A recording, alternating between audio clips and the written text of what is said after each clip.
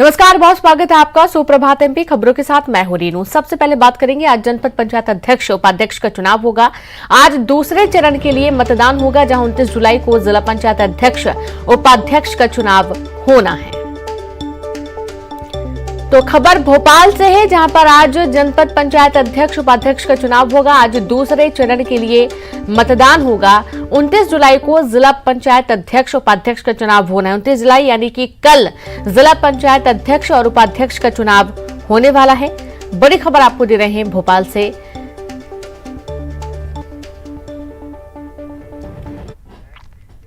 जनपद पंचायत चुनाव के पहले चरण के नतीजों से बीजेपी गदगद है। 170 जनपद पंचायत में 121 जनपदों पर बीजेपी समर्थित उम्मीदवारों को जीत मिली है। मध्य प्रदेश में निकाय चुनाव के परिणाम आने के बाद पंचायत अध्यक्ष और उपाध्यक्ष का चुनाव हो रहा है। प्रदेश के 170 जनपद पंचायत के 121 जनपदों पर बीजेपी को जीत मिली है। वीडी शर्मा के मुताबिक 75% बीजेपी समर्थित उम्मीदवारों की जीत मिली है। जो भारतीय जनता पार्टी को 121 जनपदों में प्रचंड बहुमत के साथ भारतीय जनता पार्टी ने विजय प्राप्त की है। साथ में ही कांग्रेस को जो अभी तक के ट्रेंड में 43 उनको मिले हैं, गोंडवाना को 2 मिले हैं और अदर्स 4 लोग चुनाव जनपदों में जीत करके आए हैं। प्रचंड जीत को लेकर सीएम शिवराज सिंह चौहान जनता का धन्यवाद कर रहे हैं। सीएम ने कांग्रेस पर तंज कसा और कहा कि कई जगहों पर कांग्रेस को भी अध्यक्ष नहीं मिला। आज जनपद पंचायतों के चुनाव में भारतीय जनता पार्टी को शानदार सफलता प्राप्त हुई है। कुल 170 जनपद पंचायतों में आज चुनाव हुए, उनमें 121 में भारतीय जनता पार्टी के अध्यक्ष बने। पूरी तरह से कब्जा भारतीय जनता पार्टी ने किया। कई तो जिले के जिले ऐसे हैं जहां कांग्रेस को एक भी जनपद की सीट नहीं मिली है। यह ऐतिहासिक, अभूतपूर्व और शानदार सफलता है और इसके लिए मैं जनता जनार्दन का, ग्रामीण जनता का हृदय से आभार प्रकट करता हूं। वहीं नेता प्रतिपक्ष गोविंद सिंह के प्रभाव वाले लहार जनपद में कांग्रेस समर्थितों ने कब्जा किया। लहार जनपद अध्यक्ष पद पर मीना सिंह और रोन जनपद अध्यक्ष पर हरनाम सिंह गुर्जर निर्वाचित हुए। मुरार जनपद अध्यक्ष पर बीजेपी का कब्जा हो गया। बीजेपी समर्थित दिलराज किरार जनपद अध्यक्ष चुनाव जीते हैं। वहीं कई जगहों पर चुनाव के दौरान विवाद की स्थिति बन गई, तो बड़वानी में चुनाव के दौरान हंगामा हुआ। बीजेपी और कांग्रेस समर्थक आपस में भिड़ गए। हरदा में कांग्रेसियों की पुलिस के साथ झड़प हुई।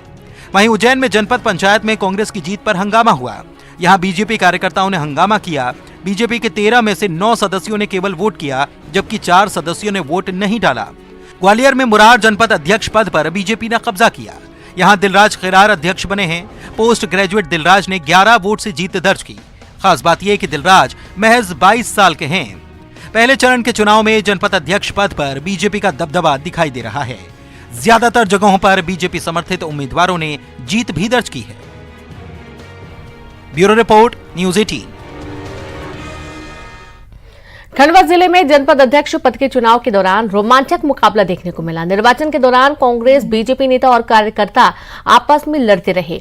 मतदान परिसर में पुलिस को लाठीचार्ज भी करना पड़ा और इस मुकाबले में भाजपा विधायक देवेंद्र वर्मा की करीबी रूपाली को हार मिली, तो वहीं कांग्रेस की मीनाबाई अध्यक्ष पद के लिए निर्वाचित हुई हैं। यहां भाजपा को स्पष्ट बहुमत था, लेकिन आपसी गुटबाजी के कारण भाजपा को हार मिली।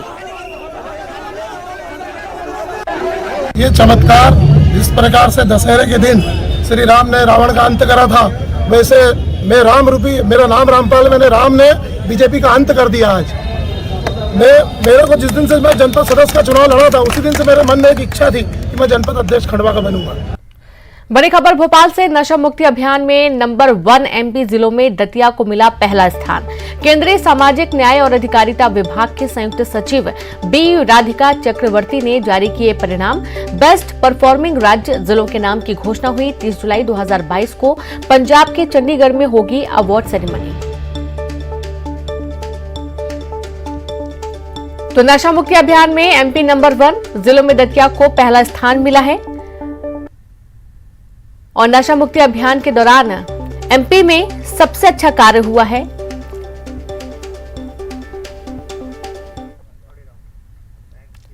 उज्जैन के सांसद अनिल फिरोजिया ने संसद भवन में परिवार के साथ पीएम मोदी से मुलाकात की। अनिल फिरोजिया अपनी पत्नी, बड़ी बेटी प्रियांशी और छोटी बेटी आहना के साथ पीएम से मिले थे और इस दौरान पीएम नरेंद्र मोदी ने दोनों बेटियों के साथ बात की। छोटी बेटी आहना से पीएम मोदी ने पूछा था, मुझे पहचानती है? और इस पर आहना ने कहा, जी लोकसभा में काम करते हैं आप। पीएम ने बातों के दौरान आहना को चॉकलेट भी दिया और सांसद अनिल फिरोजिया की बड़ी बेटी से उनके भविष्य और यूपीएससी की तैयारी के बारे में पीएम ने चर्चा की।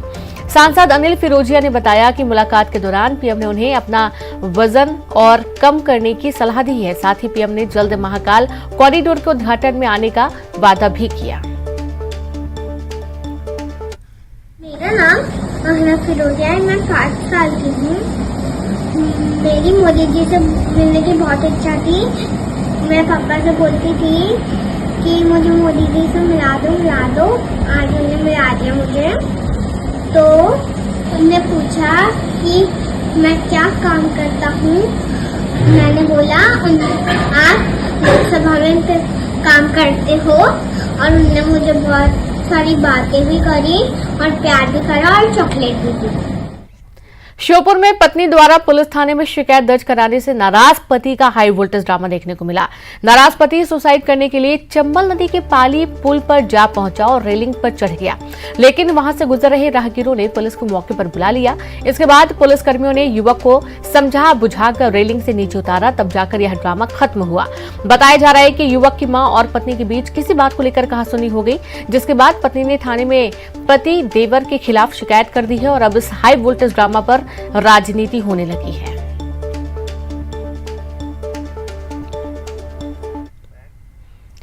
श्योपुर जिले में अज्ञात बीमारी फैलने से 50 से ज्यादा ग्रामीण बीमार हो गए, जिसमें 7 लोगों की हालत गंभीर है। ग्रामीण उन्हें अस्पताल लेकर जाने लगे, लेकिन उफनते नाले में उनका रास्ता रोक लिया। इलाज के अभाव में अब तक कुल 5 लोगों की मौत हो चुकी है। मामला विजयपुर विकासखंड क्षेत्र के सेवापुर गांव का है, जहां पिछले 2 दिनों से अज्ञात बीमारी ग्रामीणों पर कहर बरपा रही है।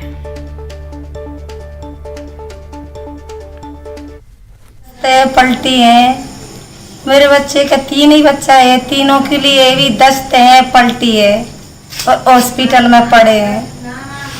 तो बच्चों को भी फायदा मिला है क्या? क्या फायदा? अभी तो कुछ फायदा नहीं है, थोड़ा थोड़ा फायदा है, सख्त फायदा और फायदा कुछ ही नहीं है। खाना पीना खाता है, वो वापस आ जाता है।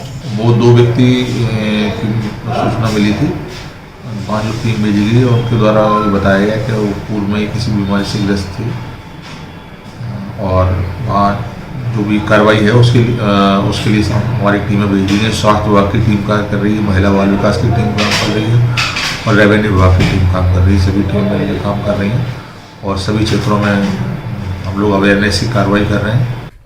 श्योपुर में राजस्व और खनिज विभाग ने बड़ी कार्रवाई करते हुए पूर्व मंत्री और प्रदेश कांग्रेस के कार्यकारी अध्यक्ष रामनिवास रावत के भाई अंशुमान रावत की गिट्टी क्रेशर को सील कर दिया और इस दौरान हंगामे जैसी स्थिति से निपटने के लिए 5 थानों की पुलिस तैनात रही। इस कार्रवाई के बाद कांग्रेस नेताओं में रोष है। पूर्व मंत्री रामनिवास रावत के भाई ने इस कार्रवाई को राजनीतिक षड्यंत्र बताया है, तो वहीं जिला खनिज अधिकारी ने इसे नियमानुसार बताया। तो एसडीएम ने कहा कि क्रेशर नियम विरुद्ध चल रहा था। मुझे भी नहीं है। असल में 20 साल से रेगुलर आज तक ऐसी कोई दिक्कत आई नहीं है। अगर ऐसी कोई बात होती, माइनिंग की कोई प्रॉब्लम है या राजस्व की कोई प्रॉब्लम है, तो उनका नोटिस आता। नोटिस आके मुझे बताते कि ये कमी ये बात है। अब एकदम से आके सील्ड करना हमें कुछ समझ में नहीं आ रहा क्या है क्या नहीं। अमदावाद के नाम पे सिगरेट है, द्वारा पैसा लगाया गया है ग्राम लाड़पुरा में, है ना, इसकी जाँच चल रही है। सर ये कैसा पिछले 20 सालों से चला आ रहा है? एक साथ सर इस प्रकार की कार्रवाई ठीक है, जब से स्वीकृत है तब से चल रहा है। लेकिन सर क्या कारण क्या हो सकते हैं सर उसके? कारण कुछ नहीं है, तो जांच कर सकते हैं हम कभी भी। बिना नोटिस के कैसे कार्रवाई होता है? दोनों होता है, कभी नोटिस देकर भी होता है, कभी आकस्मिक जांच भी होता है। अंशुमान रावत के नाम से प्रेषण था और ये सूचना मिली थी कि ये नियमों के विपरीत काम किया जा रहा है। साथ ही राजस्व टीम से उनका जांच करवाई गई आगे तक आगे क्षेत्र में चल रहा था और उसकी जो कार्रवाई उस मौके पर कार्रवाई की गई है। सागर में स्वास्थ्य विभाग की बड़ी लापरवाही सामने आई है, जहां एक ही सिरिंज से करीब 30 बच्चों को कोरोना की वैक्सीन लगा दी गई। मामले का खुलासा तब हुआ जब एक छात्र के पिता ने इस पर गौर किया। जब उन्होंने वैक्सीनेशन कर रही ट्रेनी एएनएम से पूछा तो उसने कहा कि एचओडी सर ने एक ही सिरिंज दी थी। मामला उजागर होने के बाद प्रशासन में हड़कंप मच गया। वैक्सीनेशन कैंप सागर के जैन पब्लिक स्कूल में लगाया गया था और उसमें स्वास्थ्य विभाग ने निजी कॉलेज, नर्सिंग कॉलेज के छात्रों की ड्यूटी भी लगा दी थी। मामले में सीएमएचओ डॉक्टर डीके गोस्वामी ने कहा कि लापरवाही सामने आई है, जांच की जा रही है, उसके बाद कार्रवाई की जाएगी।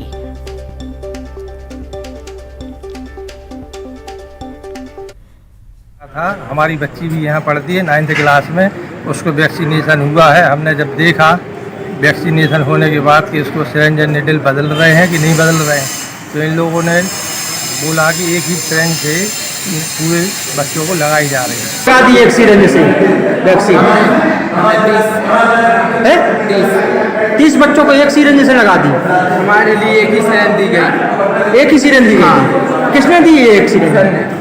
जो गाड़ी में लेके आए थे हमारे लिए। शिकायत आई है तो उसकी मैं जांच करा रहा हूँ और डीआईओ खुद यहाँ पे आए हुए थे। अभी मैं अभी आया हूँ और उसकी जांच में जो भी अगर कोई ऐसी चीज़ निकलती है तो जो भी दोषी होगा उस पर अनुशासनात्मक कार्रवाई।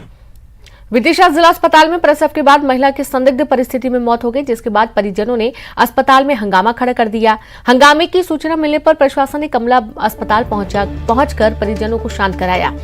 परिजनों का आरोप है कि वार्ड में तैनात स्टाफ की लापरवाही से महिला पलंग से नीचे गिर गई, जिसके कारण उसकी मौत हो गई। तो वहीं मामले में अस्पताल प्रबंधन का कहना है कि ज्यादा ब्लीडिंग के कारण मौत हुई है। फिलहाल अधिकारी ने मामले की जांच की बात कही है।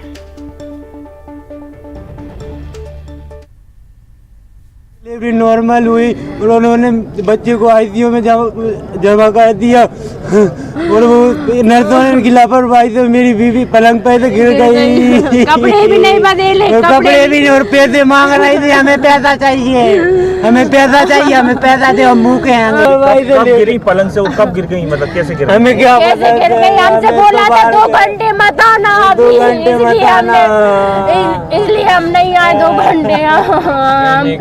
और मैं पास में जाती तो क्या अंदर मत आओ। इस बार का 15 अगस्त यानी कि स्वतंत्रता दिवस बेहद ही खास होने वाला है। ऐसा इसलिए क्योंकि पीएम मोदी ने खुद लोगों से आग्रह किया है कि वो इस बार अपने घरों पर तिरंगा फहराएं, जिसको लेकर लोगों में गजब का उत्साह देखने को मिल रहा है। भोपाल की दुकानों पर काफी संख्या में लोग तिरंगा लेने जा रहे हैं। शहर के झंडा व्यापारियों का कहना है कि वो अब तक 10 लाख झंडे बेच चुके हैं। साल आजादी का अमृत महोत्सव मना रहा है। इस बीच पीएम नरेंद्र मोदी ने देशवासियों से हर घर तिरंगा अभियान में हिस्सा लेने का भी आह्वान किया है, जिसके बाद पूरे देश भर में झंडों की जो डिमांड है वो खासी बढ़ गई है। और जब बात आती है देशभक्ति की तो राजधानी भोपाल निवासी कभी पीछे नहीं रहते। लिहाजा भोपाल के बाजारों में भी तिरंगे झंडे को लेकर खासी डिमांड है। लाखों की संख्या में झंडे जो हैं वो अब तक बिक चुके हैं और जैसे जैसे 15 अगस्त यानी कि स्वतंत्रता दिवस नजदीक आ रहा है, इनकी डिमांड और भी ज्यादा बढ़ रही है। जो दुकान के संचालक हैं उनसे हम यहाँ पर बातचीत करने की कोशिश करेंगे। सर, कितने झंडे अभी तक बिक चुके हैं? क्या अनुमान है कि ये आंकड़ा और कहाँ तक पहुंचेगा? 15 अगस्त का झंडा वैसे तो हर साल मैं बेचता हूँ। पिछले 2 साल कोरोना की वजह से माल नहीं बिका, वरना हर साल मैं बेचता था, करीब 30-40 हजार झंडा बेच लेता था। लेकिन इस बार जो हर घर झंडा का अभियान चला है उससे अब तक करीब मेरे पास शायद 6-7 लाख झंडा तो बेच चुका हूँ मैं, और इससे डबल ही डिमांड है। मतलब हर बार जो सेल करता था उसका 90% ज्यादा मेरे पास माल की डिमांड है। तो ये अनुमान है आपको कि ये जो झंडा है की बिक्री है 15 अगस्त तक 50 लाख के पार सिर्फ आपके पास ही चली जाएगी? नहीं, अगर आप इंक्वायरी की बात करोगे तो मेरे पास 1-1 करोड़ झंडे के कस्टमर आ चुके हैं, लेकिन मेरी इतनी कैपेसिटी नहीं है, छोटा यूनिट लेके बैठा हूँ, तो कम से कम 15-20 लाख झंडा बेचने की तो उम्मीद है मेरे को। तो देखिए, ये एक बात कहीं ना कहीं आश्चर्यजनक है कि 1-1 करोड़ झंडे बनने के जो ऑर्डर हैं वो तक दुकानों पर इंक्वायरी के लिए पहुंच रहे हैं, और पहुंचे भी क्यों ना, क्योंकि जब बात देशभक्ति के जज्बे की होती है तो हिंदुस्तानी कहीं पीछे नहीं रहते। और स्वतंत्रता दिवस का त्योहार आने वाला है और निश्चित तौर पर यह आजादी का अमृत महोत्सव वर्ष है। बड़े पैमाने पर इसे भोपाल में और मध्य प्रदेश में भी मनाया जाएगा। वीडियो जर्नलिस्ट अजय तंवर के साथ न्यूज 18 के लिए भोपाल से वासु चौरे।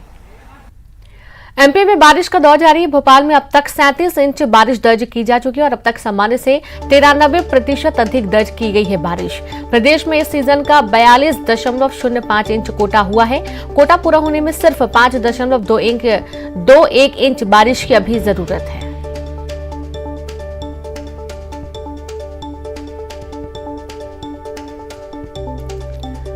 तो आप ये देखिए कि लगातार बारिश हो रही है और अभी भी मौसम विभाग ने अति बारिश की आशंका जताई है। तो वहीं देखा गया कि 5.21 इंच बस बारिश की और जरूरत है कोटा पूरा होने के लिए, यानी कि कह सकते हैं कि अच्छी बारिश इस बार हो रही है।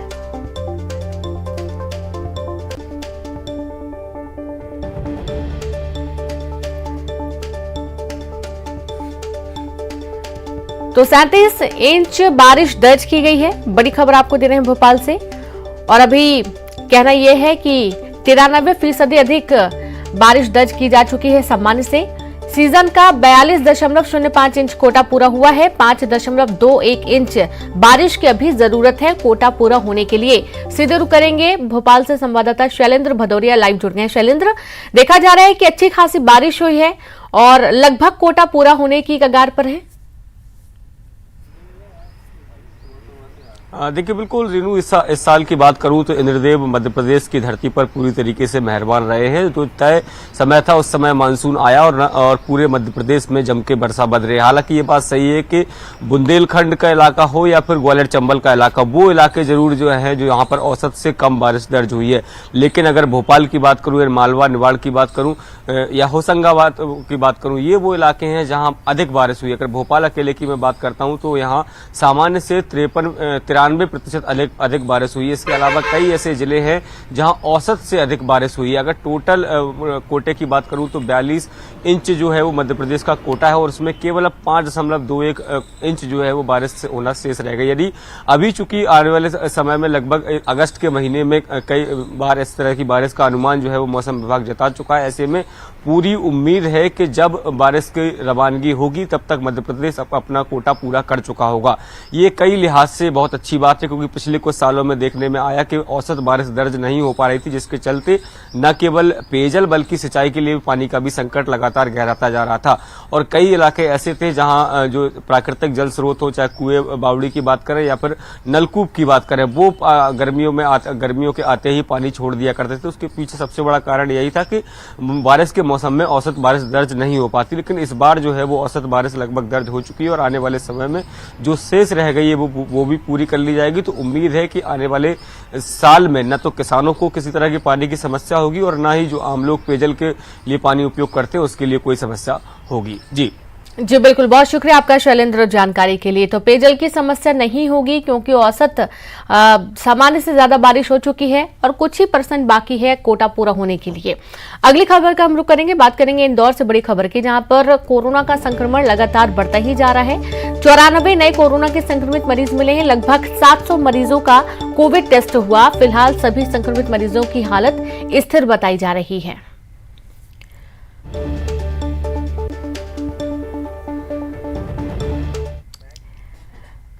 जबलपुर से खबर है, जहां कोरोना के बढ़ते आंकड़ों ने फिर से चिंता बढ़ा दी है। जिले में एक्टिव मरीजों की संख्या पहुंची 200 के करीब। बीते 24 घंटे में 33 मरीज पाए गए हैं संक्रमित। कुल एक्टिव मरीजों की संख्या 194 हुई है। तो आप ये देखिए कि कोविड के केसों की जो संख्या है वो भी लगातार बढ़ रही है। एक तरफ देखा गया कि इंदौर में 94 नए संक्रमित मामले सामने आए हैं। लगभग 700 मरीज का कोविड टेस्ट हुआ था। तो वहीं जबलपुर में भी कोविड के मरीजों का आंकड़ा बढ़ा है। 200 के करीब एक्टिव केसों की संख्या पहुंच गई है। 24 घंटे में 33 नए मरीज पाए गए हैं संक्रमित और कुल एक्टिव मरीजों की संख्या यहां पर 194 पहुंच गई है। और इस बुलेटिन में इतना ही। नमस्कार।